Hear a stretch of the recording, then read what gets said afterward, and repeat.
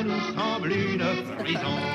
Ah ben, à propos de renouveau en ce début d'année, vous savez que les musées régulièrement acquièrent des objets d'art pour enrichir leur collection.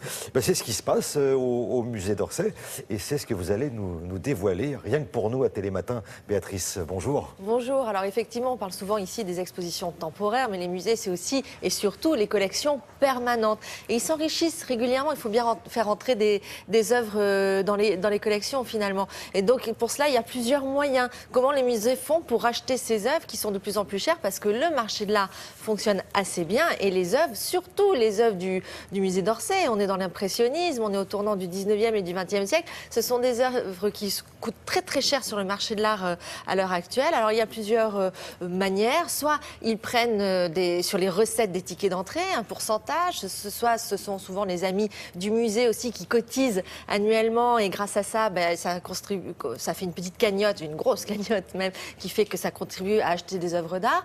C'est également des dons. Il y a des gens qui donnent dans les musées des œuvres, on appelle ça des dations. Enfin, il y a plein de manières différentes pour un musée d'acquérir des œuvres d'art.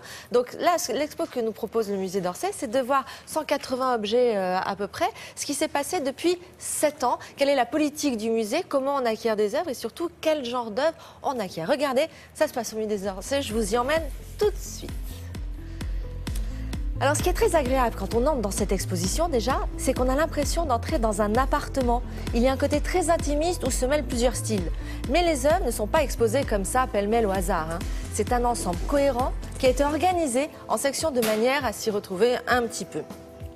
Alors dans cette exposition, on retrouve aussi bien de la peinture que de la sculpture et évidemment du mobilier qui a toujours eu Thierry une place de choix dans ce musée, avec des grands noms comme Majorelle, Ruhlmann, Bugatti. Alors pour vous situer un peu, on est là dans une période, je vous le disais, charnière entre 1848 et 1914, donc on est au passage au XXe siècle. Période d'ailleurs très intéressante dans l'histoire de l'art car c'est vraiment le début de l'industrialisation qui va révolutionner la vie des hommes ainsi que les techniques artisanales. C'est le début des temps modernes et les artistes, comme les artisans d'art d'ailleurs, vont vraiment être très très créatifs à ce moment-là. Alors évidemment, il y a des têtes d'affiche, comme ici ces deux tableaux de Puvis de Chavannes, un chouchou déjà dans les collections du musée d'Orsay.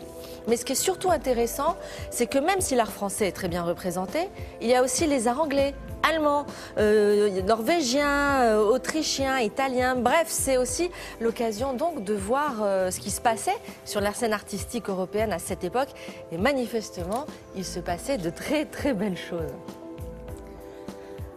Alors côté peinture, on retrouve les peintres nabis en grande majorité. Alors nabi, je vous le rappelle, ça signifie prophète en hébreu. Ils arrivent juste après les impressionnistes et ce sont des peintres qui veulent trouver un nouveau langage pictural, plus intellectuel, plus spirituel aussi, en rupture totale avec l'impressionnisme.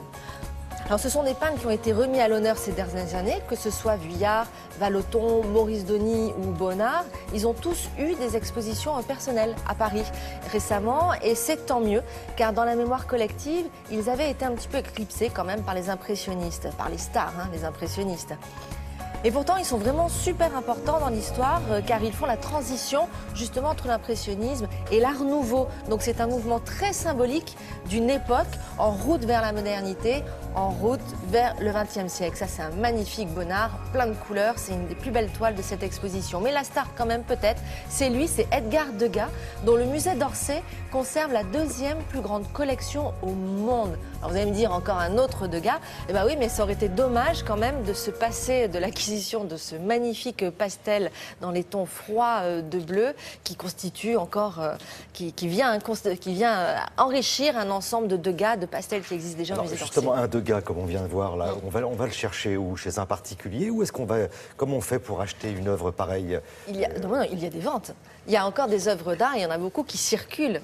Il y a des ventes régulièrement, donc vous imaginez tous les commissaires justement de ces musées-là, le président, le directeur, ils sont à l'affût, ils sont très très au courant du marché de l'art, de tout ce qui se passe. Ils savent où sont les œuvres. Les œuvres sont très connues, elles sont répertoriées. Ils savent si elles sont chez les particuliers, si elles sont dans d'autres musées ou si elles sont en vente sur le marché.